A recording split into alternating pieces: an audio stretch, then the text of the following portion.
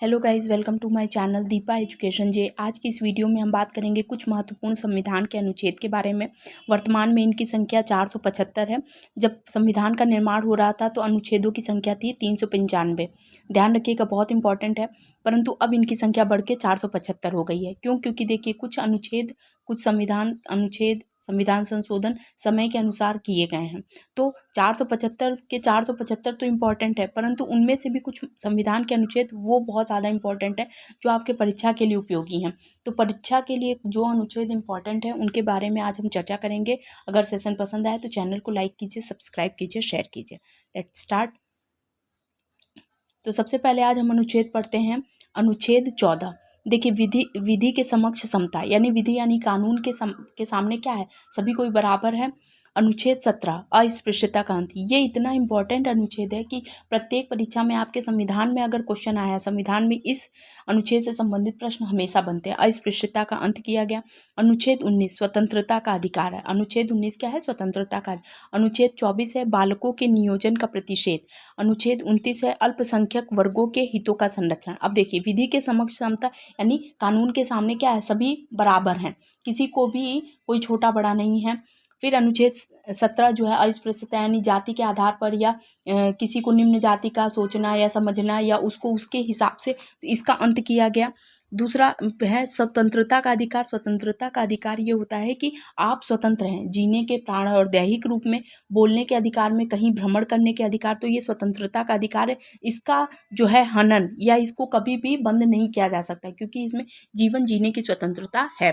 फिर बालकों के नियोजन का प्रतिषेध। ये अनुच्छेद 24 जो है ये बहुत ज़्यादा महत्वपूर्ण है, क्योंकि बालकों के जो बालक मजदूर 14 वर्ष से या 18 वर्ष से कम जो किसी कल कारखाने में लगे हुए रहते हैं, उन पर ये कानून लगाया गया है कि अगर ऐसे बालकों को बाल मजदूरी करते हुए देखा जाएगा तो उनके मालिक पर या कारखाने के जो मालिक होगा उस पर कड़ी कार्रवाई होगी, अनुच्छेद 24 के तहत।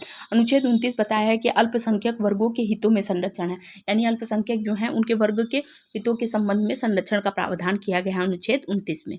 ठीक, अब आगे अनुच्छेद पढ़ लेते हैं। अनुच्छेद 40 ग्राम पंचायतों का।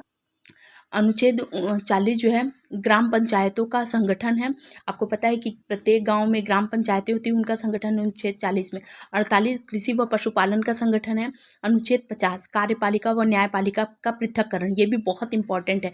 कार्यपालिका कार्य करने का यानी प्रशासन का, और न्यायपालिका जो न्याय देने का, ये दोनों क्या है? पृथक्करण है। यानी जो कार्य करने वाला है वो कभी भी न्याय की घोषणा या किसी भी तरीके का न्याय नहीं करेगा, बल्कि न्यायपालिका का कार्य है न्याय दिलाना। तो इसका पृथक्करण किया गया अनुच्छेद 50 में। 52 राष्ट्रपति का उल्लेख। और आपको पता है कि भारत का सर्वोच्च नागरिक होता है, प्रथम नागरिक जो होता है वो राष्ट्रपति होता है। और अनुच्छेद 61 राष्ट्रपति पर महाभियोग, यानी महाभियोग के माध्यम से राष्ट्रपति को अपने पद से हटाया जा सकता है। ये महाभियोग है, अनुच्छेद 61 में है। और ये अनुच्छेद 52 और 61 ये दोनों भी बहुत ही महत्वपूर्ण हो जाते हैं।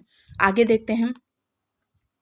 अनुच्छेद 110 धन विधेयक के संबंध में है। कोई भी विधेयक धन विधेयक है या नहीं, इसका निर्धारण लोकसभा अध्यक्ष करता है। ध्यान रखिएगा, बहुत ये क्वेश्चन इतना रिपीटेड क्वेश्चन है। धन विधेयक का निर्धारण जो है, कोई विधेयक साधारण विधेयक या धन, इसका निर्धारण जो है लोकसभा अध्यक्ष करता है। ठीक, अनुच्छेद 108 संयुक्त अधिवेशन। देखिए, जब लोकसभा या राज्यसभा में किसी भी अधिवेशन में किसी भी तरीके की मतभेद होती है तो संयुक्त अधिवेशन की जो अध्यक्षता है वो लोकसभा अध्यक्ष करता है, परंतु इसको की बैठक जो है राष्ट्रपति के द्वारा 108 अनुच्छेद 108 के तहत बुलाई गई। ये यूपी टेट 2019 में ये प्रश्न आया हुआ है। अनुच्छेद 78 पीएम के कर्तव्य यानी प्राइम मिनिस्टर के कर्तव्य हैं। आपको पता है कि प्रधानमंत्री के जो कर्तव्य हैं वो अनुच्छेद 78 में वर्णित है। अनुच्छेद 79 यानी 78 के बाद 79 में संसद का गठन है। आपको पता है कि संसद राष्ट्रपति, लोकसभा और राज्यसभा के गठन से मिलकर संसद का निर्माण होता है। और ये संसद बहुत ज़्यादा इंपॉर्टेंट होता है, क्योंकि संसद से आपके प्रश्न हमेशा आपकी परीक्षा में पूछे जाते हैं। तो ये इंपॉर्टेंट हो गया। आगे देखते हैं। अनुच्छेद 275। अनुच्छेद 275 है कुछ राज्यों को संघ से अनुदान, माने कुछ राज्य हैं जिनको संघ से यानी केंद्र शासित प्रदेशों से अनुदान मिलता है। ये जूनियर 2020 में ये क्वेश्चन आया हुआ था। अनुच्छेद 275। अनुच्छेद 293 है राज्यों द्वारा लिया गया उधार, यानी राज्य जो है अगर किसी कोई बहुत बड़ा कार्य करना है, राज्य के हित में करना, तो उसको अगर पैसों की ज़रूरत है और उसे उधार लेना है, इसका वर्णन अनुच्छेद 293 में है। ये भी बहुत इंपॉर्टेंट है। अनुच्छेद 287 बिजली पर करों से छूट का वर्णन है। अनुच्छेद 280 वित्त आयोग का गठन। आपको पता है कि वित्त आयोग का गठन जो है 280 के तहत है वित्त आयोग का गठन।